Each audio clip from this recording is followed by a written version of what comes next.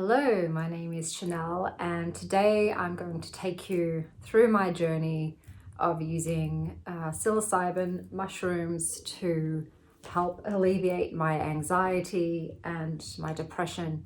So I'll start with the backstory. So for me, from as young as I can remember, I was someone who was just filled with a lot of fear and loneliness and sadness. I had a very tumultuous childhood and basically just collected trauma after trauma.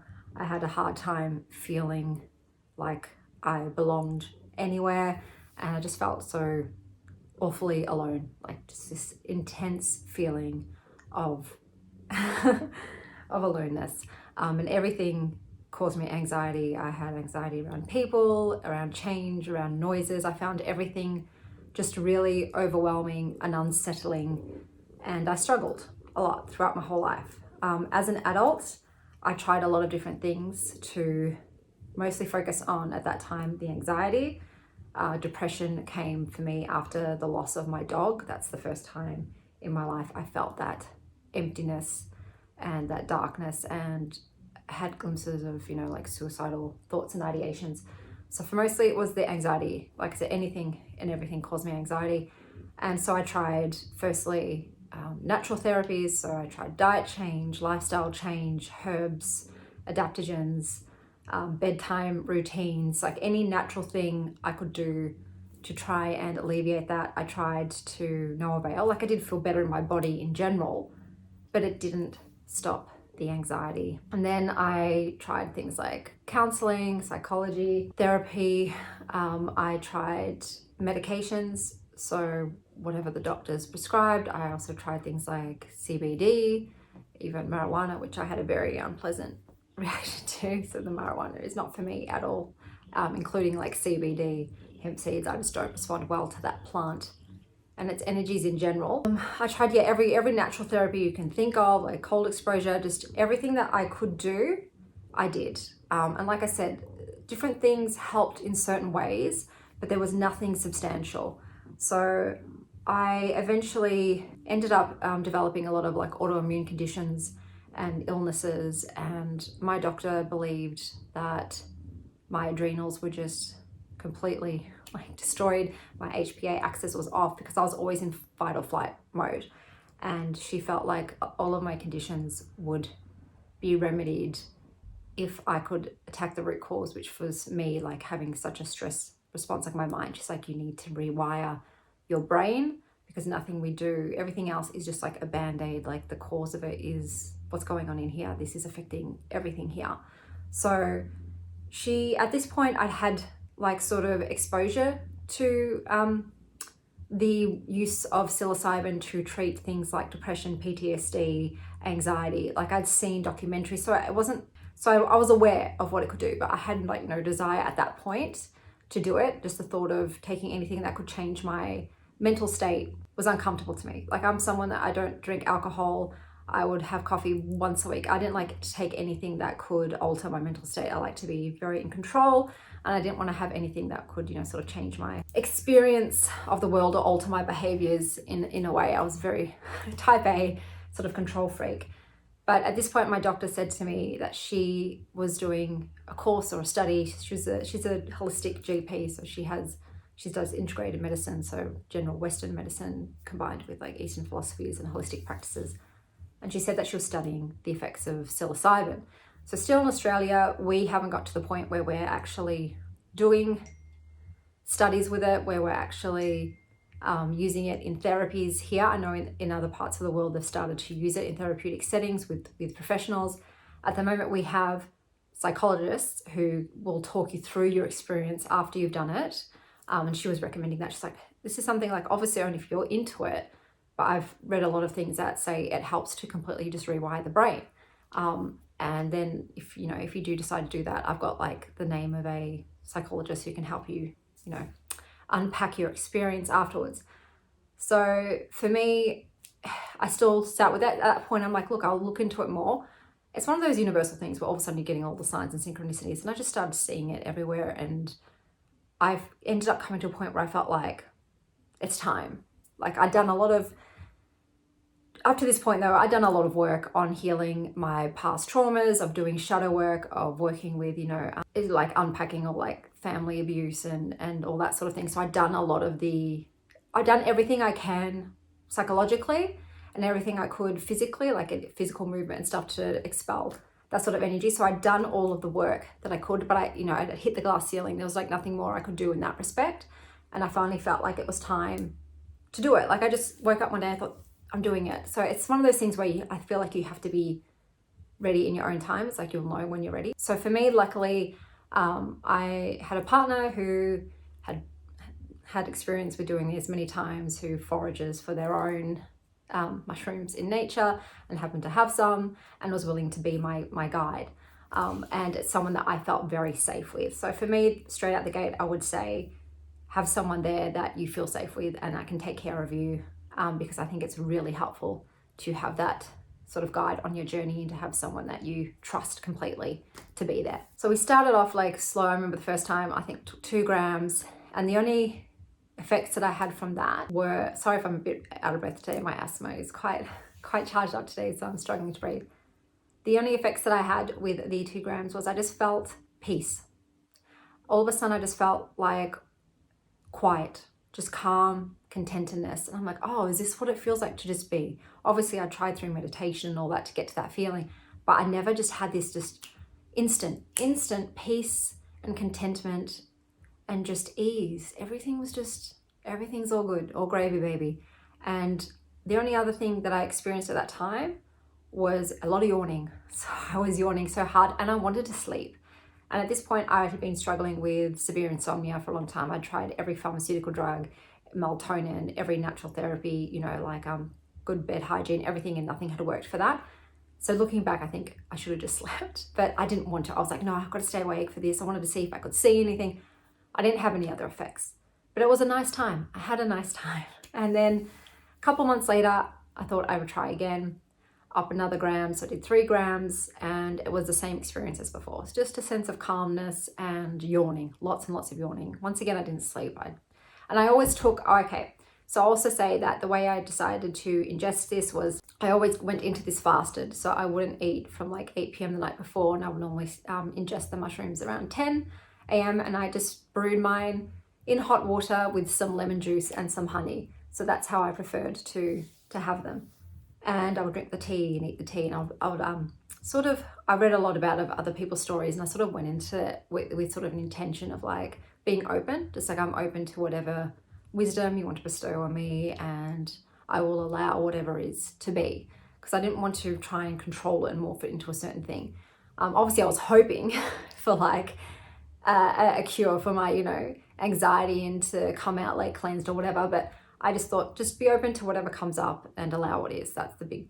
So anyway, so I did it again. I like to do it in my garden because it's a safe space. It's around nature. So the 3 grams, once again, nothing happened. I tried a third time, once again, a couple of months later, 4 grams, and still nothing. It was still the same. A lot of yawning and just being chill. I didn't see anything. I didn't hear anything. So I was like, okay, maybe I'm just not that sensitive to it. I need more. So I waited a couple of months, and then I said to my partner, I want like the heroic dose. I want over 4.5 grams, get the strongest, you know, types that you can. And he did that for me. And I went into it, and I remember him saying pretty like this should work on you, because he was already feeling the effects. It did take a while for me. So it took about 30 minutes before I started feeling the physiological effects. This was like the first stage for me. So with the physiological effects, I remember feeling cold, like from the inside, like I couldn't warm. I was feeling really nauseous, even though I did not eat before going to this. I went to it fasted again, and I, you know, had the tea. And I actually found it really delicious. But I'm going to say, supposedly a lot of people do not like the taste, but I ate these mushrooms up. They were so yum. Maybe because I did boil them with some honey and lemon, but so good. Yum, yum, yum. Ate them all up. So I felt nausea. It's really ill. I felt the coldness. I felt like just it's like a really unpleasant tingling, and like everywhere, like even my teeth, I could feel my teeth tingling. And I did not like this stage, but I tried to just let go and accept it and not fight against it. So I just ended up going on my couch and like curling up into my couch. I got a blanket because like I said I was freezing, and I have very fuzzy pillows, like fake fur pillows in my house. I remember just feeling that was really comforting. The furriness of that pillow was really soothing. And I just looked at my window at the sky. So I just try to focus on like my breath and just being present physically and just allowing what is, sort of like going into the feelings of it rather than trying to fight. And at this stage too, I felt like my anxiety increase. But because I knew, I just kept saying like, you're safe. You're at home, you're surrounded by people you love, you're not alone. Like I just sort of told myself like everything's gonna be fine. You know, this too shall pass, this too shall pass. And I'm not sure now, from this point on, I'm not sure how time goes, because time sort of like loses its feeling. So at this point, the whole trip overall, to the point that I sort of came back into my body, was 4 hours. So I know for 4 hours I was like in this experience, and then after 4 hours it started to wear off. So anyway, at this point I started to see some visual things. So my partner had music playing. I probably will not do that again if I decided to do another trip, because I felt it was too much taking my attention. Like I kept going into the beat of the music, and I found it hard to be anywhere else. I was in the music. It was very like sort of tribal music, and I didn't really love it. When the music stopped playing, I much prefer the silences and the sounds of nature. That was way better. So for me, again, I won't use music, but some people love it. Some people love feeling the music and being part of it. And for me, it was like, no, it was too much stimulation. So I started seeing visual, I guess, hallucinations, what you want to call it. But for me, it was like, oh, I'm seeing the truth of the world. The sky started changing colors. So I started to see these like rainbow threads through everything. So everything was written with what I would call the language of the universe. So I saw like symbols, what I knew to be a language, but something that my human brain didn't recognize as language. But I could see like the code for everything. Like they were like, I'd say it's close to like sort of, there was geometric symbols and shapes, just all this stuff written into everything. So into the sky, into the couch. It was just throughout. It was like a river of life, like the essence of everything, of all of creation. And when I closed my eyes, it was a kaleidoscope of, like I said, pulsating, like geometric shapes and just rivers. And it was too much for me with my eyes closed. It was just too much of a visual thing. So I did prefer to have my eyes open and just like look at the patterns and that in the sky. And then after a while, the sky and that like my garden started just to change seasons. It just cycled through like all the seasons of the earth, you know, winter, summer, spring, and it'll just keep cycling. And then I would look at my like couch, my pillows, my furry pillows looked like they were like undulating as if they were underwater. So everything had this sort of like movement and flow to it. I did look at my partner's face. Don't recommend doing that at this point. At that stage, I saw like through to like the skull underneath, like the skeleton. And I'm like, okay. That was a bit unsettling, but like I said, it didn't scare me, it didn't bother me. I was like, I can see a skeleton. And it's funny, I'll talk about how when I looked at him later on, what I saw, it was very different. But at this stage, I just saw like the humanness of it. When I looked at my cat though, my cat was my cat, but more like so regal and majestic and like ancient. And I remember thinking to my cat, because my cat liked to just, my first rescue cat grew up in a hoarder house where they had no kitty litter. So she just went wherever she wanted. And it's been like a long process of trying to get her to go in the tray. And most of the time she does, and sometimes she doesn't. I remember saying to her like, hey, could you not like pee on the carpet? And I remember her like telling me, like not talking, I didn't hear her voice, I didn't see her move, but I got the message like, I'll do what I want. Like, I'm going to do whatever I want to do. And you just need to accept that. And I was like, okay, it's cool. You just do what you want. That's fine. That's fine. So, but I loved looking at her. She was strikingly gorgeous. And yeah, that was pleasant to see. Like she wasn't really changed. She was just more of her essence of what she is. And she sort of existed beyond, you know, outside of everything else that was going on. So this was like, I like to call the technicolor part of my trip, where so the physical symptoms had subsided. I didn't feel nausea anymore. I didn't feel cold. And I just really enjoyed like watching all of the things. And then came the next part, which was I remembered everything that I'd ever experienced in this life. So every memory. And it's so hard to understand now, like back in my human brain, how I could not like feel, see, smell everything that I'd ever done in my life, but it was all there. So I haven't forgotten anything, even though now like I've forgotten it. But then I just went through my whole life and everything was there, everything. It was even my thoughts at that time. So whatever I was thinking in that moment, I remembered all the dreams that I'd had. I remembered just everything. And then it went also in like the glimpses of like other experiences, other me's that I had. And in this moment, when I looked at my partner, they were like shining. They were like Twilight vampires. They were just sparkling. He was sparkling. And I remember thinking like, oh, I know you. You've been with me in every life as like a friend or a teacher or a mentor, like a soulmate, you know, a soul family. You've always helped be my guide on earth. And I just felt like he was just really adept at like this earth experience, whereas my being has always struggled with their earthly experiences and has always had them sort of to like help ground me, help me be in this body, help me be part of this experience. And I was just really thankful for him, and I felt so much like love for him. And I think this, for me, this was like, oh, this is our first lifetime where we've been intimate partners. But like for me and my partner, it's always been like very based on friendship. It's been a very deep friendship base, and more than like partners, I felt like best friends. And now I can say it, like I saw past lives where he was like a teacher, we were mates, we were family. And so that was cool, just to be like, oh, you've always been here.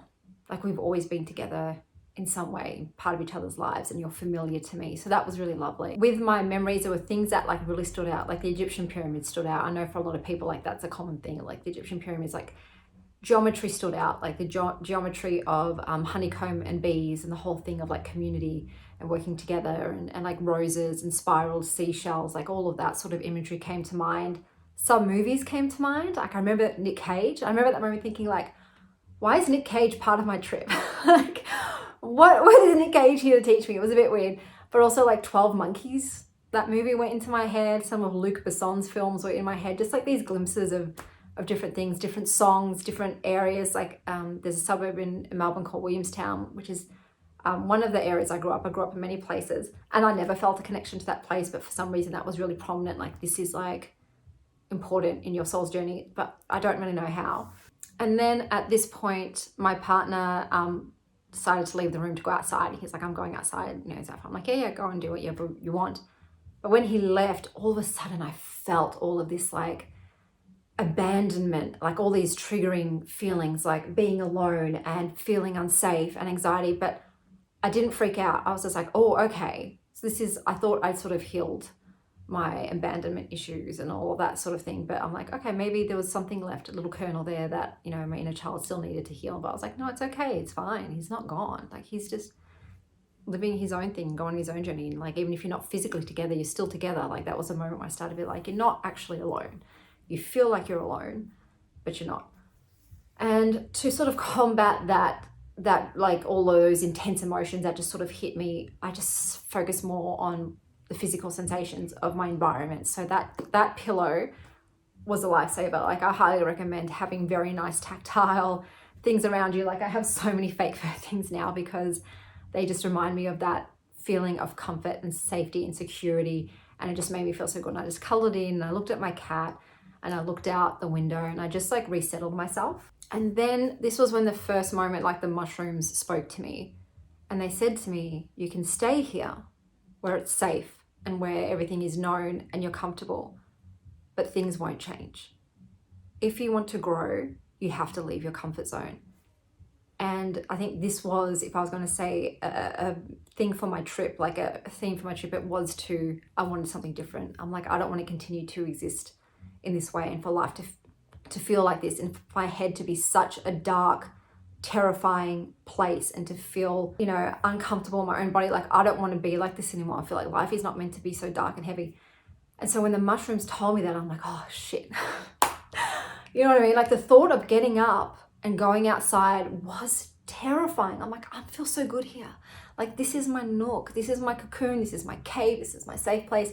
But I'm like, I get it, mushrooms, you're right. Like I can just continue to do what is familiar, but maybe that's not what's best for me. And it takes courage and bravery to go where you haven't gone, to do what you haven't done, and to do what is frightening. So I sort of gathered my willpower around me. For me, a big part of it that got me off the couch more than doing it for myself was for my kids, because my kids also suffer with anxiety, a lot of those issues. And I'm like, I need to show up for them more and stronger, you know, and I wanted to be there for them without them triggering me, because like their anxiety would trigger me. And it was just like, it was a horrible wheel. And I was like, I would like to be able to be there for them and not absorb their energy and have it like trigger stuff in me. So if I can do this, maybe like this is the way out, and then I can help guide them to their way out as well. So I decided to get up. And I remember it felt so alien in my body.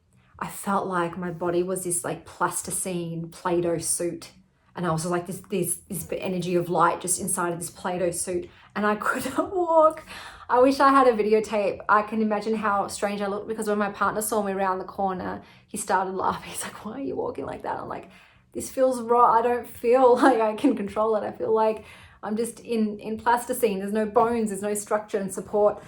But I managed to get outside, and this was when it triggered the next phase. So when I got in that sunlight and outside in nature, it started my ascension stage of this. So this is when I lie down next to my partner, and I remember just feeling like so much love for them. And the sunlight like activated me. I guess that's the only way to say it. I ended up leaving my human body, and I became part of all consciousness. So whatever your word is for that, whether it's God, source, creation, universal energy, oneness, whatever your word is for that, I became part of that. And what I felt was just timeless, eternal peace and joy and warmth. That was a big thing. It was just warmth and love. And I was everything that was, is, and will be. There was no separation. It was at this moment I realized, like, for instance, I found it very hard to cope with the loss of my grandmother. She was the person that I just loved the most in the world and felt the most loved by. And her loss had hit me hard. But then I realized, like, you've never been apart. You've always been together. You are her and she is you. Like, you are all one. And there is no alone. This is such a human construct. Like, you are never alone. You're part of everything. You are life. Like, and life is eternal, and it doesn't end. It always is. It just changes form. And like, I lost the personality of Chanel, like the character of Chanel. I became, it's hard to describe in human words. This is where the human words escape me. It is so hard to describe what I was, but I was just like my true essence, whether you call it like your soul. But I just became what I was before. I was like in this little package here. And so I was genderless.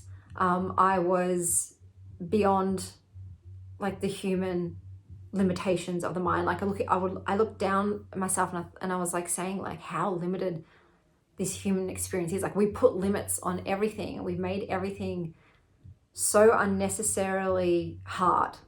Like, this human experience like is one of polarities, light and dark, joy and suffering.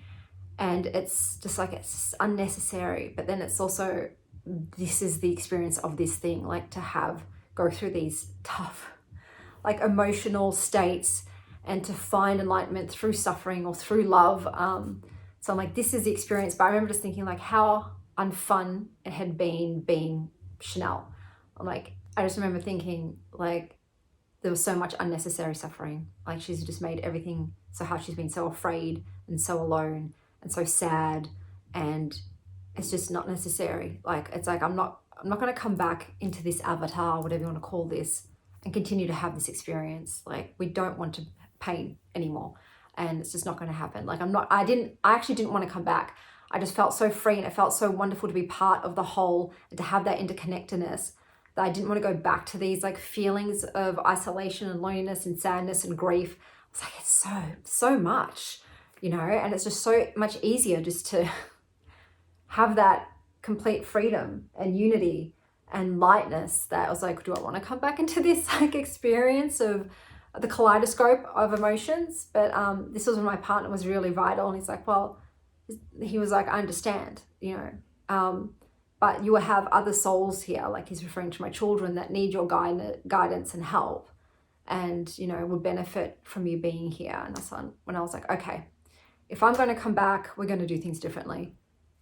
I try to tap into that energy of like, being just the weaver of universal truth. That's what I felt like. All of a sudden I knew the truth of everything and thought, I'm going to bring it back with me. So straight away I could see like dark threads. For me, it was dark threads coming from myself. Like I had so many, mine were all centered in my heart chakra and from the people I loved. And that was like things like, you know, like grief and sadness and rage and frustration and all the traumas and stuff. And I'm like, that's got to go. Like that's got to go. So for me, I cleared it. I like just cleansed myself in a golden light, the physical body. I thought, that's it. All of that trauma, all of that ancestral trauma, that's gone. That's done. You're clean slate. We're clean slating you, man. And then I went to try and take it from my kids and my loved ones. And that's when like the universe, the mushroom, whatever you want to call it, spoke to me and said, you can't do it. They have to choose to let that go. You can't take that from them. All you can do is be a source of light to guide them to their own truth, to their own power, to help them see the way through. That's all you can do, is be a source of love and light for them. And I was like, oh man, like it really hurt to not be able to take everyone else's pain away for them. But then I'm like, okay, this is what you need to be here. And I've always felt like a calling to be like a light worker and to be a source of love and comfort for other people in their darkness, because I've been in my darkness so much. It's that whole wounded healer thing, like all of the trauma and hurt and pain that I've gone through helps me to be there for other people who are wounded and hurt. But now I can do it from a healed space rather than still be like, you know, wounded myself and triggered myself. And I sort of had this feeling like this might be my last go around on this earth experience, because I was starting to feel weary of it, weary of like the separateness, because it sort of broke my heart just to see the division in the world and sort of the consciousness of, you know, us and them, separateness, and the superficiality and also like the ridiculousness and triviality of some things. Like I remember just thinking like feeling the wrongness of schools, of how we send our young off into these places where everyone is sort of forced to fit a certain form and shape, and it's all standardized and there's no room for expression, and there's like less and less a sense of family and community. We're all separated from each other very young. And I just felt like I was looking at all of these human constructs once again, like even things like, I remember thinking like sunburn's not a thing, it's a human construct. Or like it was just all of these like man-made labels and rules just felt really ridiculous to me in this sort of consciousness state. But I was like, okay, this is the flavor of this place. This is what it is. It's a ridiculous ride, and all you're meant to do here is live and experience it. That's it. You're just meant to be here and feel it all and live it all. And if you can, have some fun. Try to enjoy yourself. Find things that bring out that spark and that joy in you, that cause you wonder and awe and love, and try and like follow that and have more of it. Because that's the biggest thing. If you are in that space of joy and love and stuff, it's just, it benefits everybody. But also at the same time, you will also experience the other notes. Like life is a melody of high notes and low notes, and they have to combine. You will not only have the high notes, but like just to allow what is and let it go. Because I thought at this point, like humans have a tendency to hold on. We try to either hold on to the good things or we hold on to the bad. And it's like, no, you have to let go. You have to surrender and allow everything to move through, the joy and the sorrows. You have to allow it to continue to go and not to try and hold on and stay in that one space. You just have to flow with the river. So yeah, at this point, I had made peace with the fact that I was going to continue my journey here in this character, but I was going to do it differently, and I was going to have more fun and more lightness and more childlike joy and innocence, and just relish the absurdities of Earth, of this experience. Like we get to taste things, we get to feel things, even though, like I said, I did feel everything in the consciousness. There's no such thing as like eating grapes up in, you know, the universal energy of love and all that is. There is none of that like choosing, drawing and creating. You sort of just are. You are for all eternity. And it's like, well, this is a fun ride, man. Like this is just, you're going, you know, you're at a fair and you're going on the ride, and it's like, enjoy it while it lasts, because it is a blink in eternity. This human experience is so minuscule in the scheme of eternity. it is a drop in the ocean of forever. So I had to keep reminding myself of that, like these, you know, so many human years are going to be over like that, and you'll be back in what's very comforting for me, because I was raised Baptist. I was raised with like heaven, hell, and all that sort of stuff, and I had very negative experiences with the church, with people from the church, a lot of trauma, and I ended up, when I lost my dog, I completely turned my back to all of that, and I sort of became not atheist, not saying that like nothing exists, but I'm like, I don't know, I don't have this faith anymore that this is what's going to be here after death and all that. I'm like, anything is possible. Who knows what that God is? Who knows what the afterlife is? But I just sort of don't know any of it. But after experiencing this oneness, being part of everyone again, whoever was, is, and will be, being in that peace that I can't even describe, the feeling of this peace, love, and warmth. It was beyond anything. It just felt like I said, like truth, like this is true. And to know that when this human existence ends, I'm back in that, like it's comforting to know that there is no nothingness, that I'm going to be just fine, even though I'm no longer me. I am me, but I'm also not me. I am everyone. It's hard to explain. It's like Schrodinger's box, you are and you aren't. It's like both things are true at the same time. You are you, but you are also everyone. But yeah, so back in my body, I was like, let's just have fun with this. Let's get real weird with it. You know, like, let's get real weird with it. Let's not take ourselves seriously. Let's not worry what other people are thinking. All of that just went out the window. And I'm like, just go nuts, like have fun. Obviously you still have to be, for me, I have children, I have to be responsible, I have to save money, I have to still follow the rules of the human experience in that regard. I know some people have found ways to, you know, barter and live outside of the so-called regulations and limitations, but like I'm still part of the matrix, but I'm just trying to find and have fun within it.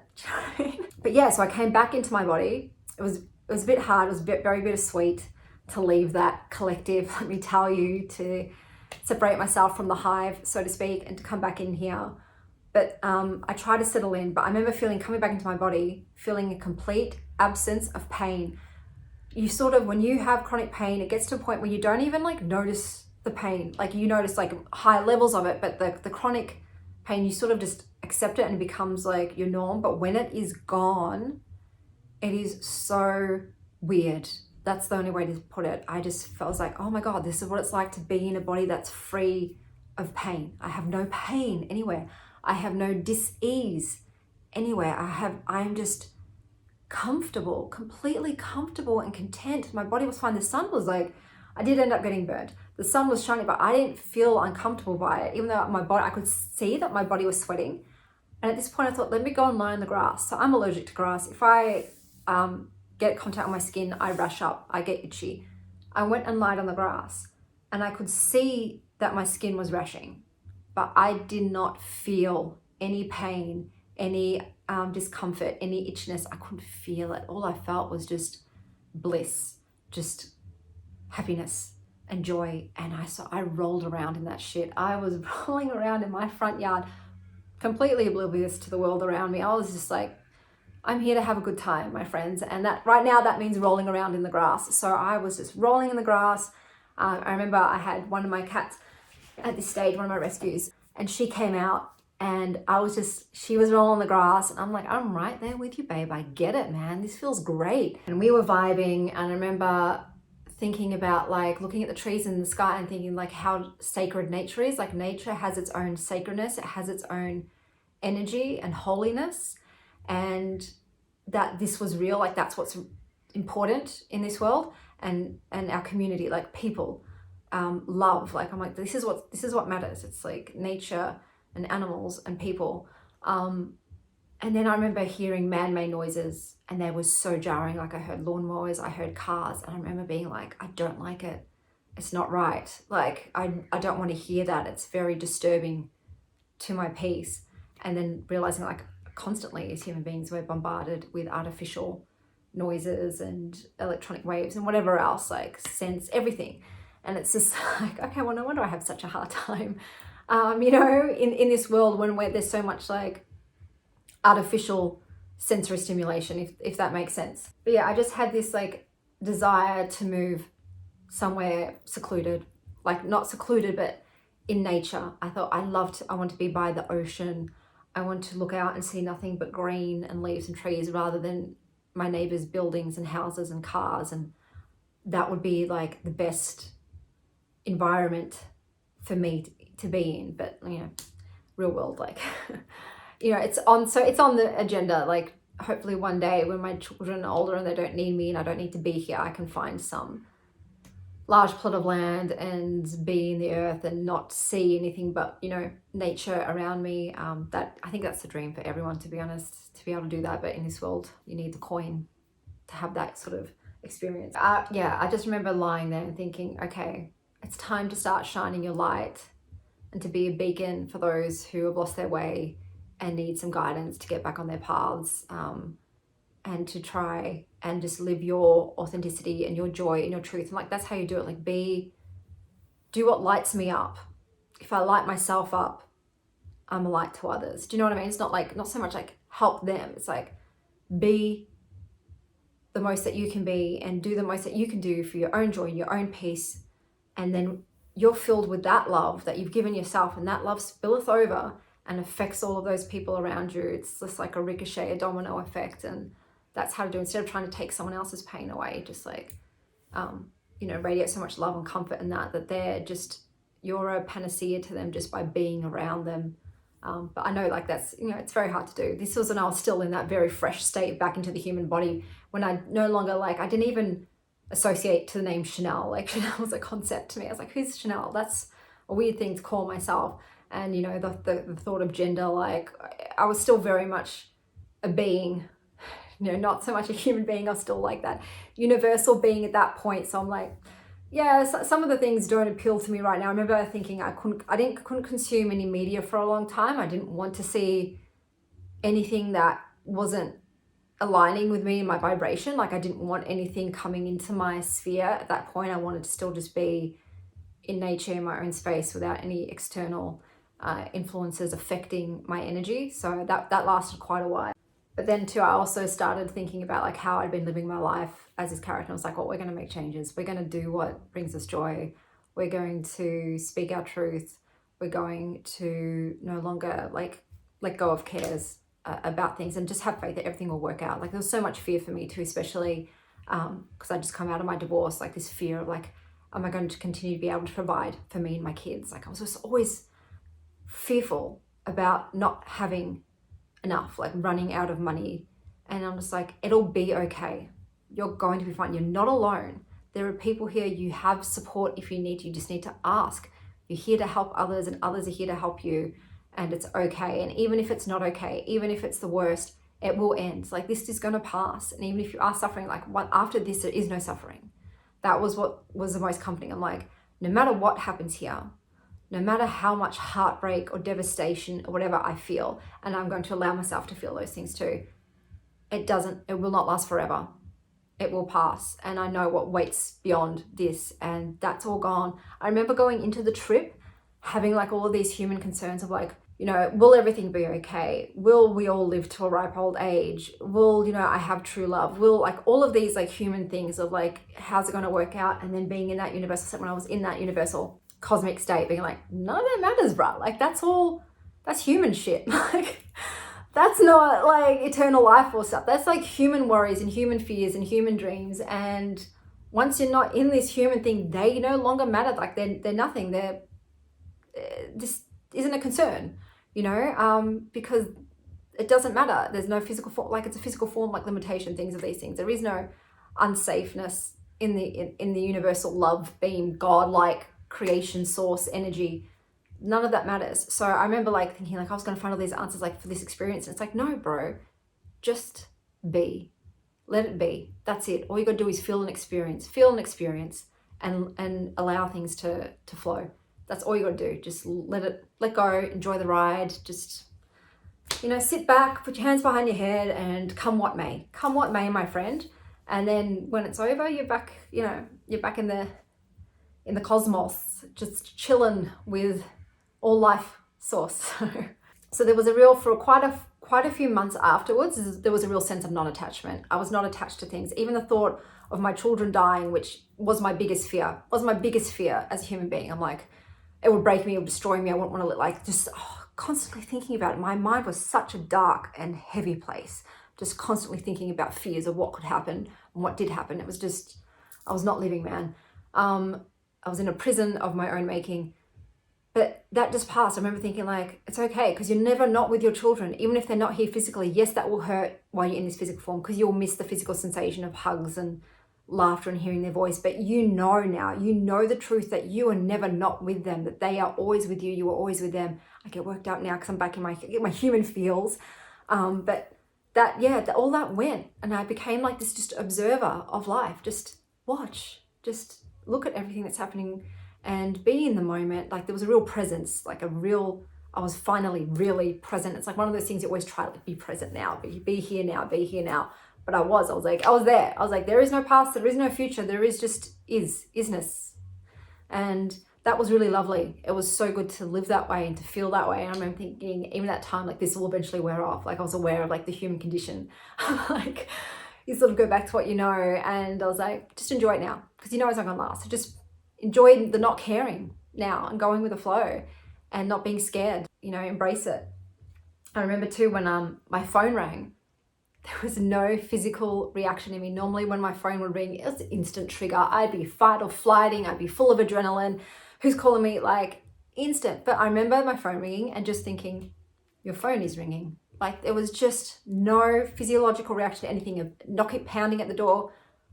Someone must be at the door. Like that's the simpleness of it. It was freaking amazing. And that lasted a really long time. So it's been almost a year now. So to like summarize, like since that time, because you're probably thinking, did it last? So your mindset is definitely altered, like completely altered for me. I know it's not the same for everybody. Everyone's experiences are different. I'm so thankful that for me, I got rebooted, completely clean slate. It's so weird to think about like all my past traumas. It was like, I was almost like reading them in a story about somebody else. Like I know that they happened to me and that thing happened to me and that was done to me, but I had no emotional connection to it anymore. There was just this space like, yeah, that did happen to this body and this person, but I don't longer resonate. There was no resonation with it. So that was amazing. And those people that had hurt me or whatever, that, you know, I could see them and they just didn't trigger me. And I could even see, like, I could see their trauma, like I said, they're hurt, they're a hurt child and they're lashing out and that's why they did these things. Do you know what I mean? Like I just felt compassion. That's the word. It's like this whole Buddhism way of being like, I felt compassion to the people who hurt me, like whole Jesus turn the other cheek thing. That's how I felt. I'm like, you can't actually hurt me, which was, yes, someone can hurt you physically and whatever, but it's just like, you can't touch what I am. Like at my core, like this universal being is untouchable, and cannot be permanently hurt. Do you know what I mean? It was just, it's so hard to explain in human words, but I just came away with a different mindset, just to have more fun with this world and be quirky, to be a light and source of love for others and for myself, to be there for myself, to love myself, because I never really done that. To know that it's all going to be okay. It's okay.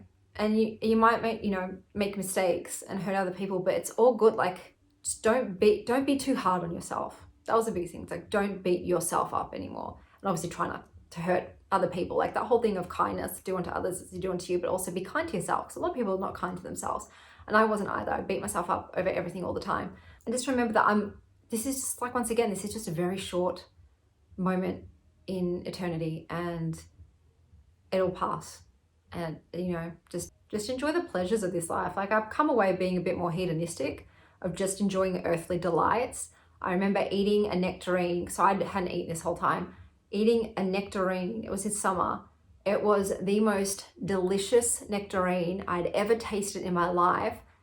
I cannot describe it to you. It felt alive. It felt like the sun in food form. And that was also a moment too where I'm like, I need to eat more alive foods. I've been vegan before, but I didn't feel the call to be vegan again. I just felt like the call, like, nourish yourself and be thankful for all the food and just really enjoy the physical sensation, enjoy music. Music is beautiful. Dancing is wonderful. Hugging people that you love is glorious. Reading an amazing book that was created by someone, like all of these really cool earthly human shit. just soak it all up, man. Just soak it all up. Dip your toes in everything that makes you giddy and gleeful and enjoy it.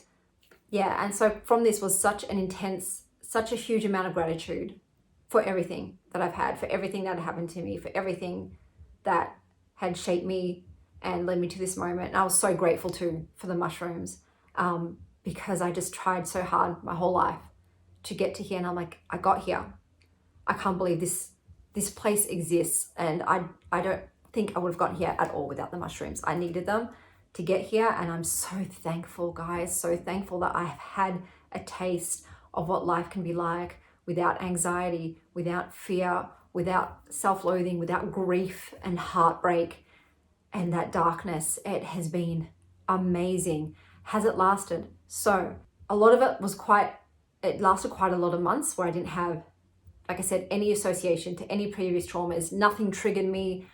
I did find a bit of a disconnect though, like humanly, to my humanness. I feel like I had to sort of get into character, so to speak. It was a bit weird, like relate to my children as my children and their mother rather than just all of us being the same. So there was that whole like getting back into human roles almost sort of thing, like almost play acting for a little while, and until I felt like this incarnation of myself again. I felt like my children's mother. So that was a bit what I was a bit worried. So I'm like, am I going to want to be in an intimate, like I was with a partner at the time, like, am I going to want to be intimate with them again? Am I going to feel like those things? Am I going to want to watch a movie? But all of that came back eventually. So that sort of foreignness didn't last that long. But yeah, the anxiety, there is a low level of it creeping back in. I have noticed I've sometimes started worrying about future things that haven't happened, and started to worry, like when my children are sick, having that fear, like what if they don't get better? But I'm aware of it. So that's the difference. There's this awareness that it's a thought that I'm not having. Do you know what I mean? Like that my human brain is having, but I am not having. So I'm more aware of the internal being beyond this, and what's true and what's just a human fabrication or a human construct and ideal. So that's great because I'm able to get that distance. But like sometimes, I do find myself reacting once again, rather than being that observer and then responding. So I think this might be something that like I might have to do every now and again for maintenance. But then again, I might not have the same experience. I'm very aware with mushrooms. It's not like a stock standard, result. You don't know what you're going to get every time you do it. But if I feel to the point where it's starting to affect my life, like the anxiety or whatever, I'll just try it again and see if I can get that. Because even if it doesn't, I don't have the universal consciousness melding trip. Just even that temporary moment of peace and comfort and not feeling dis-ease in my body, and remembering that like I'm not just this, I'm beyond this, is a lovely break to have. But it has changed my life. Like I haven't had I've not gone back into depression. So I haven't had any depressive episodes. I haven't had any thoughts of suicide or anything like that. That's all gone. My mind does not go to those dark depths anymore at all. Like I said, there are some moments where there'll be shadow, but I'm very aware that it's a shadow. I just need to shine my light, get rid of that shadow. And I've just had so much more fun. And I don't fear like aging and getting old. Like no one wants to age and get old. No one wants to be in a weaker body. But I'm like, man, I'll be out of it. I'll be like unzipping this meat suit and up in the sun, just basking in the radiance of all that is. And it's all good. And I'm just, like I said, I'm grateful. I'm so much more appreciative of anything that's fun and playful and that's love filled. And I love everything. Sometimes I complain. It's a human thing. Something that's come back, like the whinging and the complaining about discomfort. When like have my medical conditions completely gone? No, like the trauma and the anxiety, the depression completely gone. The anxiety and that way lessened. But like my autoimmune conditions, no, they don't feel like a life sentence to me anymore. They don't feel like a ball of chain. I just look at them for what they are. It's like, okay, you need to rest. Your body needs some space and alone time and some nourishment, and you need to fill your own cup. So I just look at them as like, this is what you need to do. And like something, we've all got like our sort of suffering in this life, and it's like, this is your little thing, and try and make some art out of it. Do you know what I mean? Like, don't look at it in such a negative space. And just because you have it now doesn't mean it'll be there forever. Like, I know that a lot of my conditions are permanent, but I have like high, you know, symptoms of them, or sometimes I can have no symptoms of them. So I know that maybe I can get to a space where I'm constantly just like in remission and living my life. But yeah, that was my first experience with mushrooms. Like I said, I'm so thankful they exist, and they freed me from that prison, and allowed me to enjoy my life and to not be so scared and to be free of pain. I wish that this was accessible to more people. Like I said, though, I know not everyone reacts the same way. Like, some people have amazing reactions to like CBD or marijuana and things for their conditions, and I reacted terribly. So I know that everything can be a panacea to some and a poison to others. For me, obviously, mushrooms, I resonate very deeply with them, and I've had nothing but wonderful experiences with them, and it's enabled to me to be so much more helpful to my children and to be so much more supportive to them. But obviously they can't do these things, but I know like this might be an option for them when they're older, if they need help with their anxiety, that this is something that I could be there for them. They could try and see if it works. But I know that everyone's doing a lot of work now with psychedelics and treating people with these conditions, and they're having amazing effects. So I'm just happy that, you know, we're leaning towards a more of like, let's see if this can be helpful, and if it can, let's help others with it, rather than like, this is an illegal substance and you can't do it and you'll go to jail if you do it. But then things like alcohol are legal, like that, all of that weirdness that never just sat right with me. Smoke cigarettes and drink alcohol, that's cool.